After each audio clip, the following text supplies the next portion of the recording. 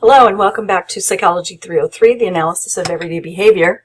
This is the last lecture for Chapter 1. This is Chapter 1D. And today we're going to be talking about specifically what careers and who the people are who use the behavior analytic principles that we're going to be talking about across the quarter.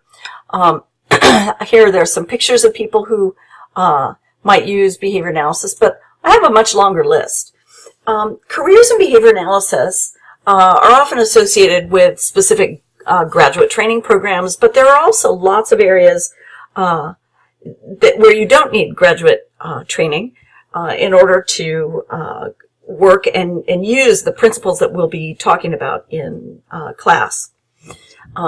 Many of the training programs that utilize behavior analytic techniques include things like early childhood education and family studies, so with an undergraduate degree in psychology and perhaps with an emphasis in child development and some training in behavior modification principles.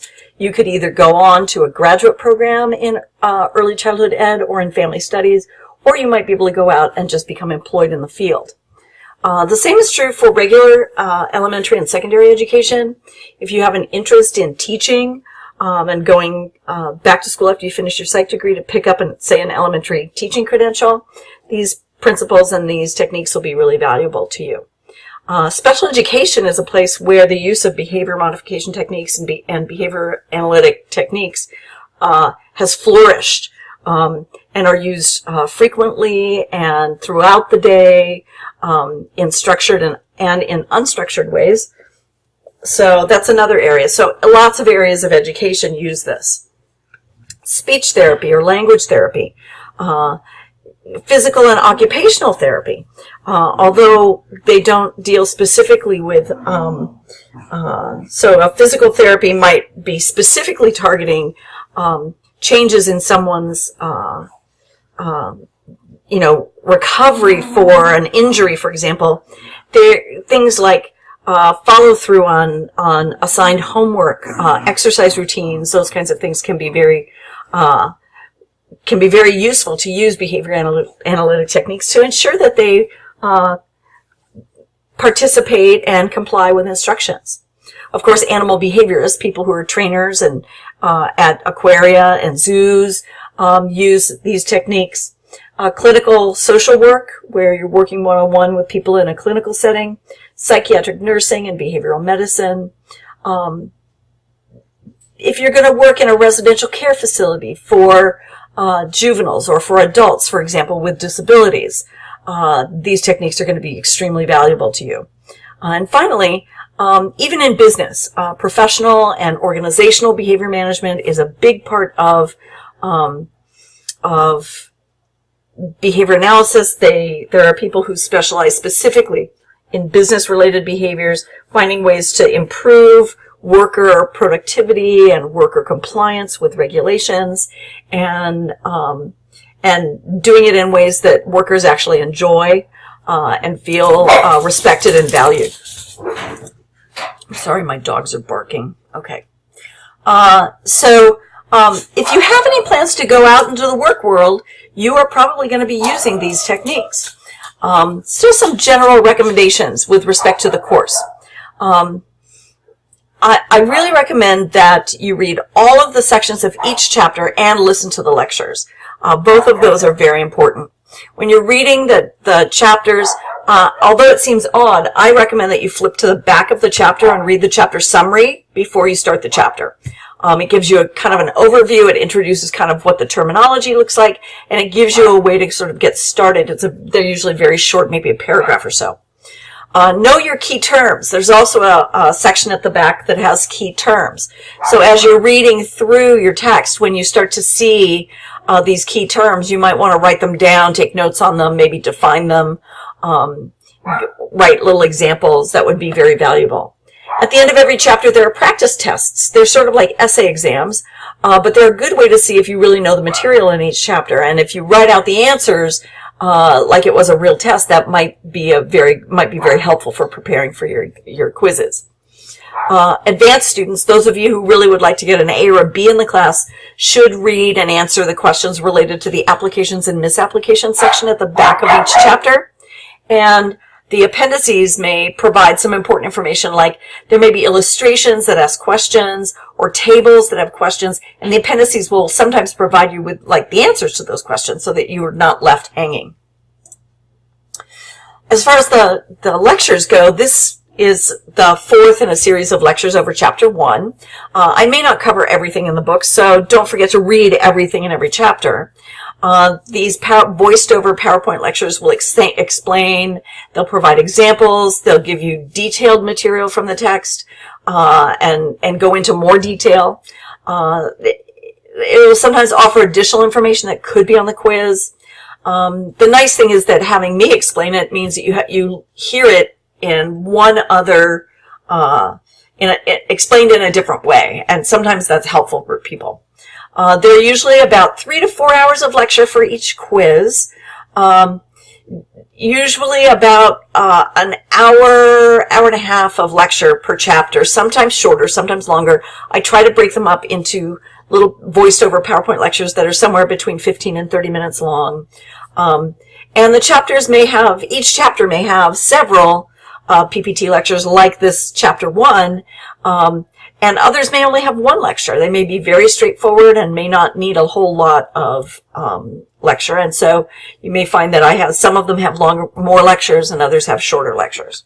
So you may find at the end of this quarter that Psychology 303 really is one of the most important classes that you've taken in your psychology degree, because this class can very well make your bachelor's degree in psychology more valuable. It'll help in professional settings. It's going to help you at school and in your relationships. It's going to make you a better pet owner, a better parent, a better coworker, a better friend, a better partner. Earning a bachelor's degree in psychology doesn't necessarily lead to a specific professional career. It's not like becoming a doctor or a lawyer. But having background and training in behavior management can be very useful in the real world and in real world jobs. When you add behavior management to your skill set as you leave college, you will have explicit advanced skills that are going to prepare you for many jobs and in ways that will allow you to get hired right out of college. Some of my former students have been hired right out of college into areas that they want to work in immediately without having to have a transitional kind of job. All right. The last thing I want to do is I want to read to you a little clip from a book that was given to me when I first started in behavioral psychology. And this is just a short, it's just a couple pages long, and you don't need to take notes. This is just to kind of get you oriented to psychology and behavioral psychology in particular. And it's entitled A Technology of Behavior. In trying to solve the terrifying problems that face us in the world today, we naturally turn to the things that we do best. We play from strength, and our strength is science and technology. To contain a population explosion, we look for better methods of birth control. Threatened by a nuclear holocaust, we build bigger deterrent forces and anti-ballistic missile systems. We try to stave off world famine with new foods and better ways of growing them. Improved sanitation and medicine will, we hope, control disease. Better housing and transportation will solve the problem of the ghettos, and new ways of reducing and disposing of waste will stop the pollution of the environment. We can point to remarkable achievements in all these fields, and it's not surprising that we should try to extend them. But things grow steadily worse, and it is disheartening to find that technology itself is increasingly at fault. Sanitation and medicine have made the problems of population more acute. War has acquired new horror with the invention of nuclear weapons, and the affluent pursuit of happiness is largely responsible for pollution. As Darlington has said, every new source from which man has increased his power on the earth has been used to diminish the prospects of his successors.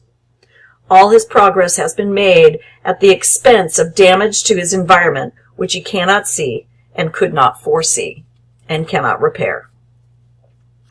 Whether or not he could have foreseen the damage, man must repair it or all is lost. And he can do so if he will recognize the nature of the difficulty.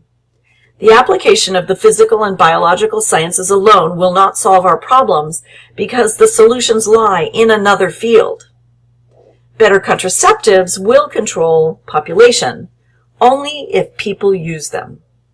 New weapons may offset new defenses and vice versa, but a nuclear holocaust can be prevented only if the conditions under which nations make war can be changed. New methods of agriculture and medicine will not help if they are not practiced, and housing is a matter not only of buildings and cities, but of how people live. Overcrowding can be corrected only by inducing people not to crowd, and the environment will continue to deteriorate until polluting practices are abandoned. In short, we need to make vast changes in human behavior, and we cannot make them with the help of nothing more than physics or biology, no matter how hard we try. It's not enough to use technology with a deeper understanding of human issues, or to dedicate technology to man's spiritual needs, or to encourage technologists to look at human problems. Such expressions imply that where human behavior begins, technology stops, and that we must carry on as we have in the past with what we've learned from personal experience or from those collections of personal experiences that we call history, or with the distillations of experience to be found in folk wisdom and practical rules of thumb. These have been available for centuries, and all we have to show for them is the state of the world today. What we need is a technology of behavior. We could solve our problems quickly enough if we could adjust the growth of the world's population as precisely as we adjust the course of the space shuttle, or improve agriculture and industry with some of the confidence with which we accelerate high-energy particles, or move toward a peaceful world with something like the steady progress with which physics has approached absolute zero, even though both remain presumably out of reach. But a behavioral technology comparable in power and precision to physical and biological technology is lacking. And those who do not find the possibility ridiculous are more likely to be frightened by it than reassured. That is how far we are from understanding human issues, in the sense that physics and biology understand their fields, and how far we are from preventing the catastrophe toward which the world seems to be inexorably moving.